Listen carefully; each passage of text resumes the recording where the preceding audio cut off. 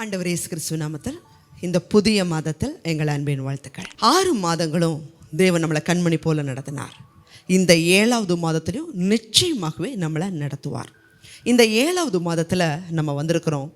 கடந்த நாட்களில் தேவ பிள்ளைகளாகிய நீங்கள் அநேகம் தேவைகள், சில ஆசீர்வாதங்களுக்காக காத்திருந்து சோர்ந்து போயிருக்கலாம். இந்த மாதத்தில் கர்த்தர் நமக்கு கொடுக்கிற வாக்குத்தத்தத்தை வாசிக்கலாம்.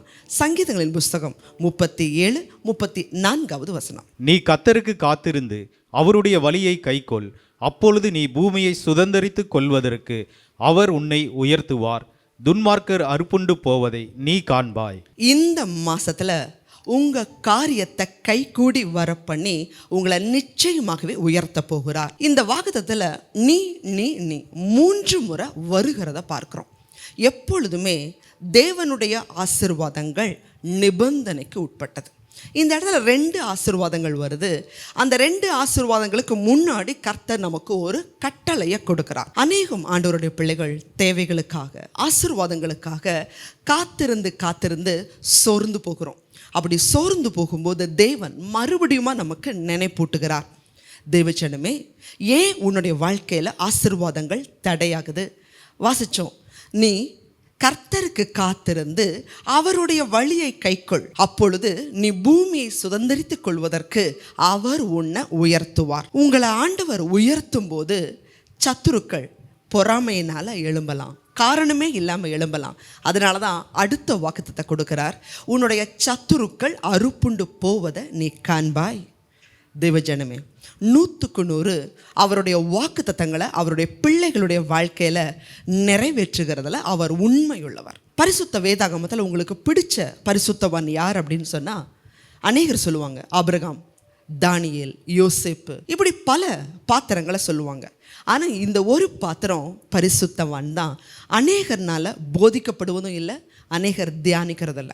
அந்த பரிசுத்தவானை குறித்து தான் இன்றைக்கு உங்களோட பேசும்படி தேவன் எனக்கு வெளிப்பாடு கொடுத்தார். அந்த பரிசுத்தவான் நெகேமியா. நெகேமியாவின் புஸ்தகம் 1வது அதிகாரத்தில் நம்ம வாசிக்கும் பொழுது, 2வது அதிகாரத்தில் வாசிக்கும் போது, இந்த நெகேமியா பாபிலோனுடைய அரண்மனையில் ராஜாவுக்கு பானபாத்திரக்காரனாக இருப்பார். இந்த ராஜாவுடைய பெயர் நம்ம வாசிக்கும் போது அர்த்தசஷ்டா அப்படின்னு சொல்லி நம்ம வாசிப்போம். இந்த அர்த்தசஷ்டான்னா யார்? தானியேல் புஸ்தகத்தில் வாசிக்கும் போது இந்த பெயரை நம்ம பார்க்க முடியறதில்ல. ஆனால் இந்த அர்த்தசஷ்டாங்கிற பேர் வருதே அப்படின்னு சொல்லி நம்ம பார்க்கணும். அப்படின்னா எஸ்தர் புஸ்தகம் 1ஆம் அதிகாரம் 1வது வசனத்தில் வரக்கூடிய ஆகாஸ்வேரு ராஜா தான் இந்த அர்த்தசஷ்டா. ஏன் இந்த இடத்துல பெயர் மாற்றம் பண்ணப்பட்டிருக்குது அப்படின்னா, ஆகாஸ்வேரு அப்படிங்கிற பெயர் எபிரேய மொழியில் அதை சேர்ந்தது. இப்போ இதுவே நம்ம தமிழ் மொழியில் ஒரு வார்த்தை அந்தோனின்னு சொல்கிறோம். இது அப்படியே இங்கிலீஷில் மாறும்போது ஆண்டனின்னு மாறுது. அதே போல் தான் தமிழுக்கும் இங்கிலீஷுக்கும் வித்தியாசங்கள் வர்றது போல் எபிரேய மொழியில் ஆகாஸ்வேரு, இதே கிரேக்க மொழியில் அவங்க எழுதும்போது அர்த்தசஷ்டாங்கிற பெயரை எழுதியிருக்காங்க. இந்த நெகேமியோடைய வாழ்க்கையில் எதை ஆண்டவர்கிட்ட வேண்டினார், எப்படி இவருடைய தேவையை ஆண்டவர் சந்தித்தார் அப்படின்னு பார்க்கறதுக்கு முன்னாடி இதோடைய வரலாற்று பின்னணியை நம்ம பார்க்கணும். நெகேமியோடைய காலகட்டங்களில் அவருக்கு முன்பாகவே தேவன் இஸ்ரவேல் ஜனங்களை ஆண்டவர் சொல்லியிருந்தார், அவங்களுடைய பாவத்தின் நிமித்தம் கண்டித்து உணர்த்தினார்.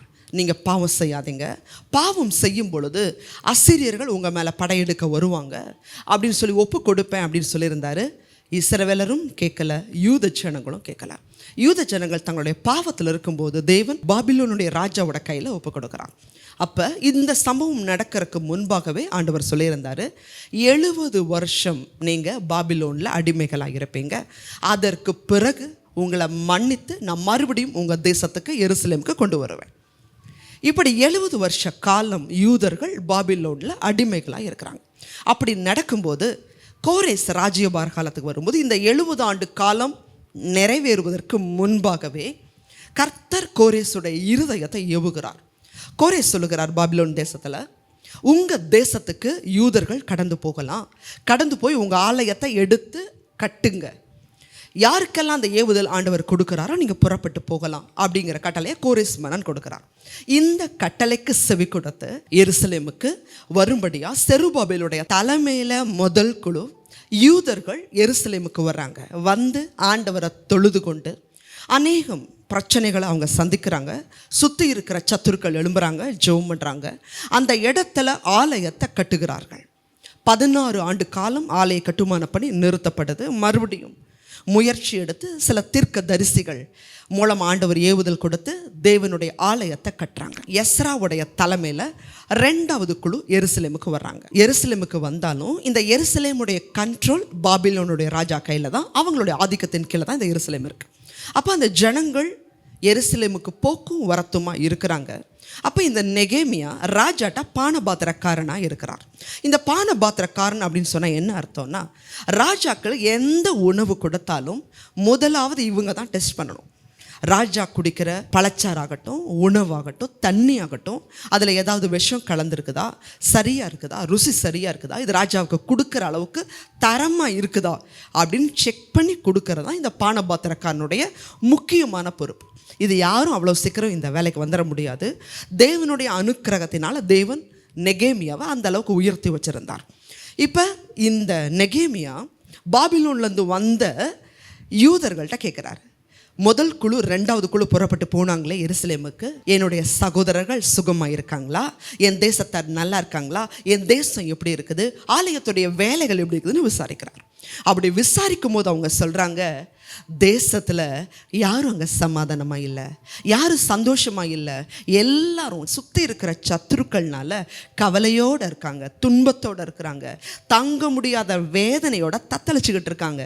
ஏன் அப்படின்னா எருசலேமுடைய அலங்கம் இன்னும் கட்டப்படலை, அது சுட்டெரிக்கப்பட்டு கிடக்குது. இப்போ நம்ம ஒரு வீடு இருக்குது, அந்த வீட்டுக்கு கதவு இல்லைன்னா நம்ம எப்படி சமாதானமாக இருக்க முடியும்? யார் வேணாலும் உள்ளே வரலாம். அதே போல தான் ஒரு தேசத்துக்கு சுற்றிலும் இராணுவங்கள் இருக்கும். அந்த இராணுவங்கள் தான் தரைப்படை, கப்பல் படை, விமானப்படை.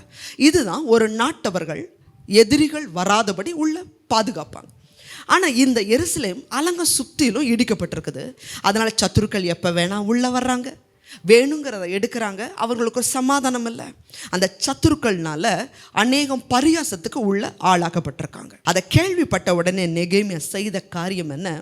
வேதாகமத்தில் சில நாட்கள் என்று வாசிக்கிறோம், ஆனால் வேத ஆராய்ச்சியாளர்கள் சில மாதங்கள் என்று சொல்லுகிறார்கள். சில நாட்களாக நெகேமியா ஆகாரம் எடுக்கலை, உபவாசத்தோட தேவன்கிட்ட மன்றாடுறார். ஆண்டவரே, நானும் என் தகப்பன் வீட்டாரும் பாவம் செய்ததினால் ஒப்பு கொடுக்கப்பட்டிருக்கிறோம். இந்த புற ஜாதி தேசத்தில் நாங்கள் அடிமையாக இருக்கிறோம். தயவா நீங்கள் நினைவு கூறுங்க, உங்கள் கிருபையினால் என்னை நினைங்க.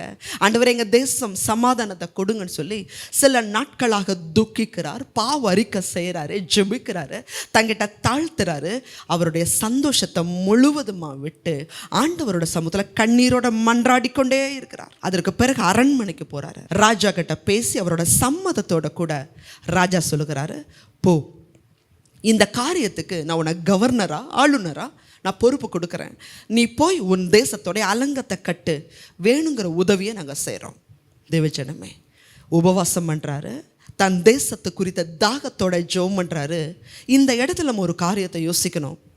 ஆபிரகாம் ஆண்டவர் உன் தேசத்துக்கு புறப்பட்டு போன்னு சொன்னார். மோசேக்கு நீ எகிப்துக்கு புறப்பட்டு போ, நான் உன்னோட இருப்பேனார்.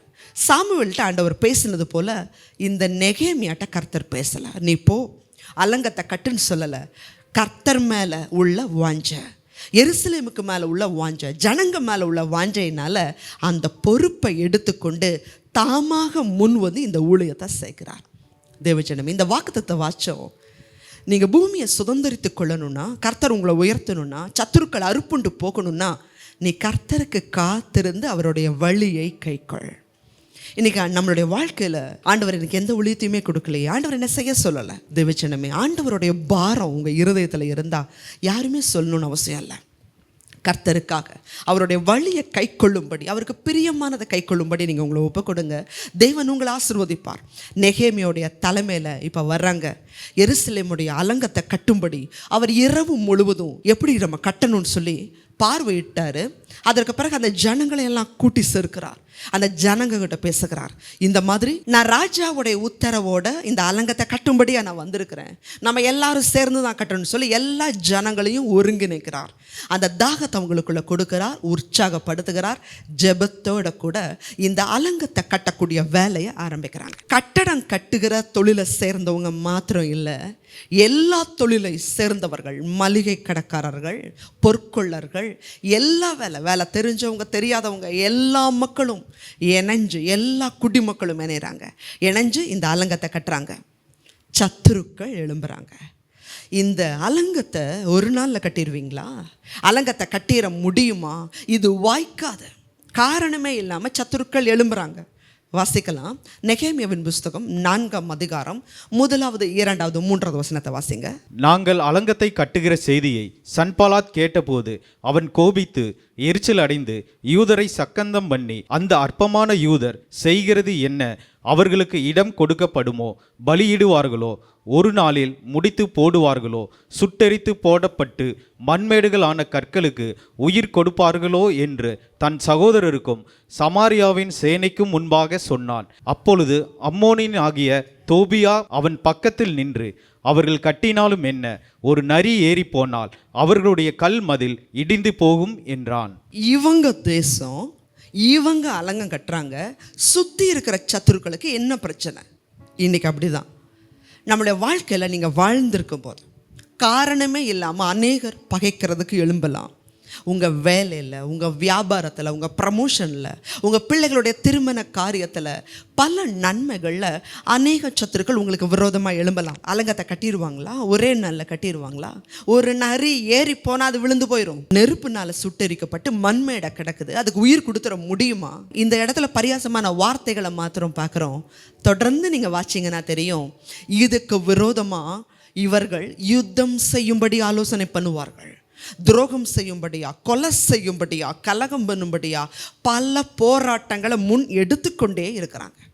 இதனால் நெகேமியா இதையெல்லாம் பார்த்து கவலைப்பட்டு உக்காந்தாரா? சோர்ந்து போனாரா? வேதனைப்பட்டாரா? அவங்களோட போய் வாக்குவாதம் பண்ணினாரான்னு நீங்கள் பார்த்தீங்கன்னா ஒரு காரியம் நெகேமியா செய்ய மாட்டார். அவருடைய வேலையை செஞ்சுக்கிட்டே இருப்பார். அவங்க சொல்லுவாங்க, தனியாக அவங்ககிட்ட பேச்சுவார்த்தை நடத்தணும்ப்பா. அப்போ அவர் நெகேமியா சொல்லக்கூடிய காரியம், நாங்கள் செய்கிறது பெரிய வேலை. ஆண்டவருக்காக நீங்கள் செய்கிற வேலை சின்ன வேலையா அப்படின்னு நீங்கள் நினைக்கலாம். நான் இந்த சின்ன காரியத்தை தானே செய்கிறேன். இல்லை, நீங்கள் ஆண்டவருக்காக எதை செய்தாலும் அது பெரிய வேலை தான். உங்கள் ஆலயத்தில் வசனம் வாசிக்கிறீங்களா? ஒரு பாட்டு பாடுறீங்களா? கூட்டுறீங்களா? நீங்கள் கர்த்தருக்காக எது செய்தாலும் அது பெரிய வேலை தான். நெகேமியா சொல்லுகிறேன், நாங்கள் ஆண்டவருக்காக செய்கிறது பெரிய வேலை, என்னால் வர முடியாது. இந்த சத்துருக்கள் இரவு பகலாக போராடிக்கிட்டே இருக்கிறாங்க. ஏதாவது பண்ணி அவங்கள சோர்ந்து போக பண்ணிட மாட்டோமா? நிறுத்திட மாட்டோமா? அப்போ செய்த காரியம், குடிமக்கள் கட்டுறாங்க. ஒரு கையில் ஆயுதம், இன்னொரு கையில் கட்டுமான பணி நடக்குது. ஒரு கூட்டம் காவல் காக்கறதுக்காக நிற்கிறாங்க, ஒரு கூட்டம் கட்டுறாங்க. இரவு ஒரு கூட்டம், பகல் ஒரு கூட்டம், மாறி மாறி இப்படியே கட்டி தேவஜனமே 52 நாட்களுக்குள்ளாக எருசலேமுடைய அலங்கம் கட்டப்பட்டு முடிந்தது. தேவஜனம், உங்கள் வாழ்க்கையில் உங்களை சுற்றி சத்துருக்கள் எழும்பலாம். உங்களை சோர்ந்து போக பண்ணும்படி மனம் மடி வாக்குவான். பிசாசுடைய வேலை அதுதான், உங்களை சோர்ந்து போக வைக்கணும். ஆனால் அதுக்கெல்லாம் நீங்கள் செவி கொடுக்காதீங்க. நெகேமியாவுடைய புஸ்தகத்தில் 5ஆவது அதிகாரம் 14 18 வரைக்கும் வாசிக்கும் போது நெகேமியோடைய நேர்மையை குறித்து வாசிக்க முடியும். அவர், நான் யார்கிட்டையும் அநியாயமாக பண்ண வாங்கலை, எனக்கு நியமிக்கப்பட்ட பொறுப்பை தவிர நான் அதிகமாக எடுத்துக்கொள்ளலை, நான் சராசரிய மக்களோட தான் இருந்தேன், எந்த வரியோ பணமோ எதுவுமே நான் வாங்கலை. அவருடைய நேர்மையை குறித்து வாசிக்க முடியும். தேவஜனமே, இந்த நெகேமியாவுக்கு எந்த லாபமே கிடையாது. அவர் ஒரு அரண்மனையில் பானபாத்திரக்காரனா ஒரு உயரிய பொறுப்பில் இருக்கிறார். அவர் இங்கே வரணும், கஷ்டப்படணும்னு அவசியமே இல்லை. ஆனால் கர்த்தருடைய காரியத்தை முன்னெடுத்தார். தேவன் அந்த நெகேமியாவோட ஆசீர்வாதத்தை கொடுத்து நெகேமியாவை உயர்த்தி மீண்டும் அதே ஆலயத்தில் பானபாத்திரக்காரனாக உயர்த்தப்பட்டார். இந்த எருசலேம்லையும் அவர் உயர்வான இடத்துல ஜனங்கள் மத்தியில் மதிப்பை பெற்றார். இன்றைக்கி நம்ம அவரை தியானிக்கிறோம். பரிசுத்த வேதாகமத்தில் ஒரு நீங்காத இடத்தை அவர் பெற்றிருக்கிறார். தேவஜனமே, இந்த மாதத்துடைய வாக்குத்தத்தை கர்த்தர் உங்களுக்கு கொடுக்கிறார். நீங்கள் கர்த்தருக்கு காத்திருந்து அவருடைய வழியை கை கொள்ளுங்க. பாவமான காரியம், குறுக்கு வழியில் முன்னேறுவதற்கான காரியம், பல காரியங்கள் உங்களோட சாத்தான் கொண்டு வரலாம், உலக மனிதர்கள் கொண்டு வரலாம். ஆனால் ஆண்டவர் உங்களுக்கு கொடுக்குற ஆசீர்வாதம் என்ன? நீ கர்த்தருக்கு காத்திருந்து அவருடைய வழியை மட்டும் கைக்கொள். வேதத்தை வாசி, ஜெபம் பண்ணு. அநேகர் உங்களை அதைரியப்படுத்தலாம். விசுவாசத்தோட கூட எனக்கு கர்த்தர் செய்வார். எதற்காக காத்திருக்கிறீங்களோ அதை நிச்சயமாகவே கர்த்தர் கொடுத்து உங்களை உயர்த்துவார். உங்கள் சத்துருக்களை உங்களுக்கு முன்பாக இல்லாமல் தேவன் நீங்கும்படி செய்வார். சோர்ந்து போகாதீங்க. விசுவாசத்தோட கூட ஜெபம் பண்ணுங்க. நீங்கள் காத்திருந்த நன்மை நிச்சயமாகவே இந்த மாதத்தில் பெற்றுக்கொள்வீங்க. ஜெபிக்கலாம். அதிகமாக நேசிக்கிறீங்களா அன்புள்ள ஆண்டவரே? இந்த வாக்குத்தத்தத்தை யாரெல்லாம் பார்த்துக்கிட்டு இருக்கிறாங்களோ, இருதயத்தில் சோர்வுகள் இருக்கலாம். கர்த்தர் எனக்கு செய்வாரா? ஏன் என்னுடைய காரியம் தாமதிச்சுக்கிட்டே இருக்கு? ஆண்டவரே, நீர் செய்ய வல்லமை உள்ளவர். பலன் உள்ளவனுக்காகிலும் பலனற்றவனுக்காகிலும் உதவிகள் செய்வது உமக்கு லேசான காரியம் அல்லவா? ஜனங்கப்பா யாரெல்லாம் விசுவாசத்தோட இந்த வாக்குத்தத்தை எனக்கு நிறைவேற்றுங்கன்னு சொல்லி கேட்குறாங்களோ ஒவ்வொருவருடைய வாழ்க்கையிலும் அந்த வாக்குத்தத்தை நிறைவேற்றுங்கப்பா. இந்த சங்கீதம் 37-34 கொடுத்த வாக்குத்தத்தை நீங்கள் நிறைவேற்றுங்க. இவர்களை தகப்பனே பூமியை சுதந்திரித்து கொள்ளட்டும். உயர்த்துங்க சுவாமி. இவங்க சத்துருக்களாக இருக்கிற எல்லாரும் இவர்களுடைய சமூகத்திலிருந்து விலகி போவார்களாக. இயேசு கிறிஸ்துவின் நாமத்தில் ஜெபிக்கிறோம் நல்ல பிதாவே. ஆமென்.